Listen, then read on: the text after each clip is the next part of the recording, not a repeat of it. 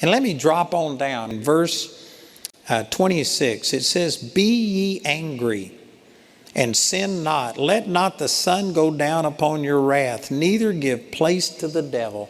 Did you know that the way that is traditionally interpreted is to say that God knows we're human and we're going to get angry, and so He allows you to get angry as long as you confess it every night before you go to bed? That is so crazy. This is not the Lord giving you permission to get into the flesh and be angry as long as the sun is up. But as soon as the sun goes down, you got to get it confessed. That's not what it's talking about. It's talking about that there is a godly type of anger. Be angry with a godly type of anger. Be angry and sin not, and then don't let the sun go down on your wrath. That means don't ever put it to sleep. Don't ever let it go to sleep. You got to keep yourself stirred up. You need to get angry at the devil. That's what it's talking about.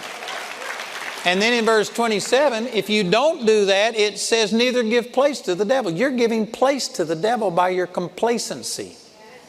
Over in the 11th chapter of Matthew, they were talking about John the Baptist, and Jesus said, since the time of John the Baptist, the kingdom of heaven is preached, and it suffers violence, and the violent take it by force.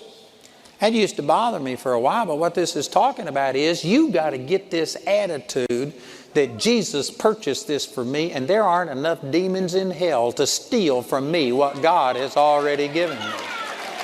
That I will fight to the death. Over in Revelation chapter 12, it says, Satan was cast down to the earth, and they overcame him by the blood of the Lamb and the word of their testimony. And most people don't know the rest of that verse. But the rest of that verse says, and they loved not their life unto the death. You have to be so committed that I'll stand here and fight. I refuse to quit. You have to get violent, and you take the kingdom by force.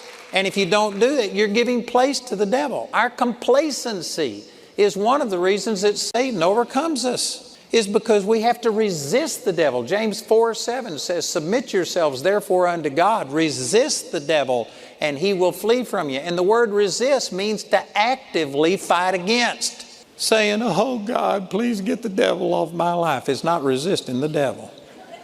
You need to get angry. You need to get angry at the devil. You need to let the devil have it.